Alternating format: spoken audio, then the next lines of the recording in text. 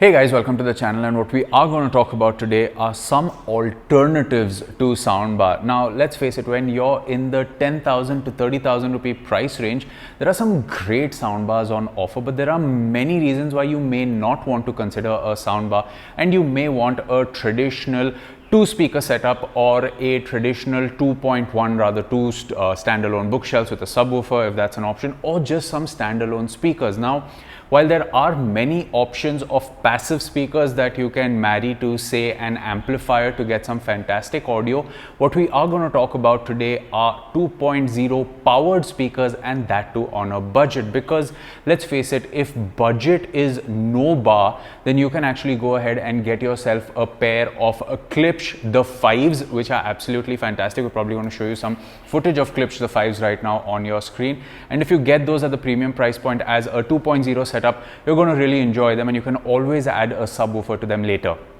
But let's look at the use cases why you would consider a 2.0 setup. Now I'm saying 2.0, which means these are standalone bookshelves, they are powered, which means there's no need for an external amplifier, and we aren't talking about a dedicated subwoofer out here. Again, if you are on the mid-range of the budget, you can check out something like the Klipsch Pro Media 2.1. I've used this in the past. They were my go-to speakers for a really long time, and they were one of the best I have ever used. Standard simple computer speakers with 3.5mm connectivity, two satellite speakers and a subwoofer, but they were absolutely fantastic. But we are going to talk about why you should consider the alternatives to a soundbar, which is a 2.0 speaker. So let's talk about some use cases, right? Let's say you don't have enough space in your house, or your home theater setup is just in a really small room where a soundbar would be an overkill, or you don't have space for a dedicated subwoofer and want something that sounds a little better than the stand-alone soundbars that come without a subwoofer.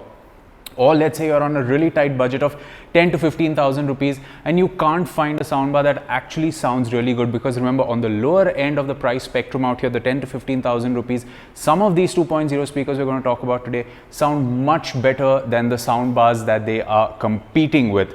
And of course, they give you much better stereo separation. So know that you can place the left and the right speaker fairly apart, and keeping them away means when a motorcycle swishes from left to right on the screen, you are going to get a very, very immersive experience with the channel separation. Needless to say, the three options that I am going to talk about today sound absolutely fantastic. I've heard all three of them myself, and I'm going to give you a rundown of what they sound like and which one is right for what kind of a use case scenario. So let's get started with the first one on the list, which is the Mackie CRX Series. Now, Mackie has been making some fantastic studio monitors for a very, very long time. We are talking about the CRX series because they come in a 3-inch, 4-inch, 5-inch and a whopping 8-inch driver size, and the price ranges from 10,000 rupees to 30,000 rupees. In the 3, 4 and 5-inch variants, you also get the option of Bluetooth and without Bluetooth. So let's say if Bluetooth is not something that you want in your studio monitors, you can save some money by opting for the non-Bluetooth variants. Now the difference in the price and the size is just for the main woofer driver that's in the front. There's 3-inch, 4-inch, 5-inch and 8-inch.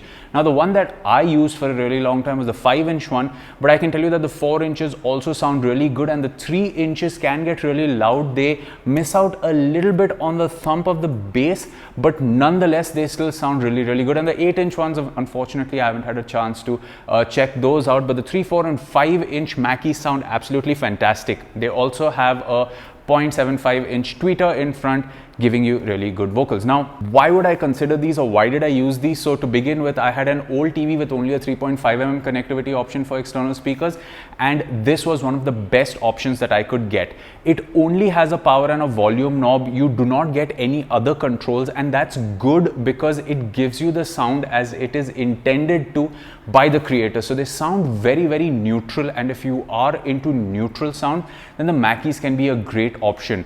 I would recommend keeping them about this distance, a couple of inches away from the wall, so that the back duct that fires towards the wall gives you really, really good bass effects as well.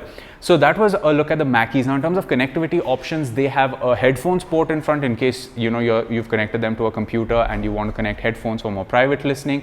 It also has a 3.5mm aux port in the front and 2 aux ports at the back. The traditional red and white connectivity is also there at the back of the Mackie. So needless to say that in terms of traditional connectivity, it is very, very well equipped. It does not have anything like HDMI, ARC, and that's not its intended purpose, because like I said, these are slightly more traditional speakers. They would work great with a PC monitor as well, in case you're looking to up the sound of your monitor gaming setup. So those are the Mackies, and I recommend those if you are looking for great audio output from your TV or monitor. Even if you have a 32 or a 43-inch TV, these speakers are going to sound absolutely fantastic, and you do not get any controls like treble or bass, and that's because the audio is going to sound as it was intended by the creator or the content that's coming from the screen, and very good channel separation as well. But if you do want more control over certain like if you want more control over the treble and the bass, before I forget, you also get some foam pads with the Mackie, so you can actually place them on the foam pads. You can angle them a little bit upwards so that the sound is coming towards you for a much better experience. And the foam pads that come in the box really help with the vibrations at loud volumes, so the speakers don't really vibrate, and the sound quality is actually fantastic from the Mackies. Speaking of fantastic sound, we have next up is the Edifier R1700BTs, and we're just going to call them the Edifiers going forward. Edifier has a number of speakers, but I chose this particular one because they also come with a 4-inch driver, and they sound actually really, really good. The bass output, considering the size of these speakers, is fantastic, and in addition to the volume knob, you also get the ability to control the treble and the bass.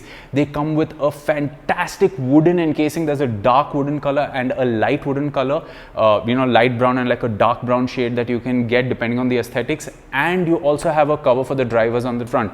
Remember, with the Mackies, the drivers are exposed, but if you want to cover the drivers, if you want to protect them, then the Edifiers are definitely one to consider. They are also naturally angled upwards, so when you place them on a table, they are going to fire upwards slightly towards you, giving you a much better sound experience. And they come with a remote control in the box, which is very useful, especially when you consider that the Mackies don't come with a remote control to change the inputs and of course the source. Speaking of the inputs and source, you get Bluetooth 5.1 on the Edifiers.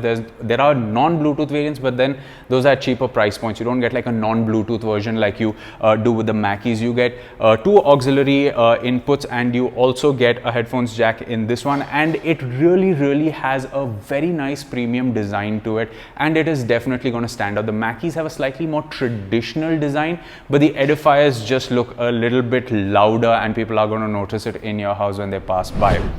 Last but not least, I'm going to talk about the JBL 104s. Now, these are the smallest of the size, but don't confuse them for their power, because they have a 4.5-inch woofer and a 0.75-inch tweeter, just like the ones we've spoken about earlier. And they are really compact and small. They have aux input. They have RCA input as well at the back and at the front, and you have this really nice knob in the front to control the inputs as well as the volume.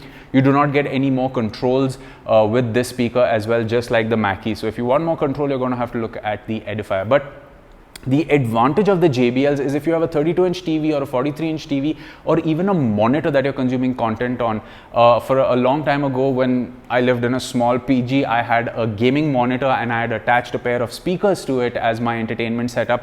And that kind of a setup is one where the JBL 104s really shine, because of their compact size. You can actually move them around, and they're so small that if you're someone that works on a laptop and you want great sound out of your laptop simply because you're watching movies or enjoying music or having some friends over, the JBL 104s really make it sound like you have a premium audio product there with you. They come in the option of white and black color, and while I did see and use the white ones, I personally like the black ones better because they wouldn't get as easily dirty as the white ones over a period of time. The drivers are covered with a mesh in the front that you cannot remove, and of course if you're watching a movie and placing these really at a good distance apart, then you get very good channel separation. Unfortunately, they don't come with any foam in the box like the Mackies, nor are they elevated slightly to face upwards like the Edifiers. But nonetheless, for the price of a budget between 10 to 12,000 rupees is what they sell on Flipkart most of the time, you're going to get an absolutely fantastic experience when you're listening to the JBL 104s. They have good bass, good dialogue clarity,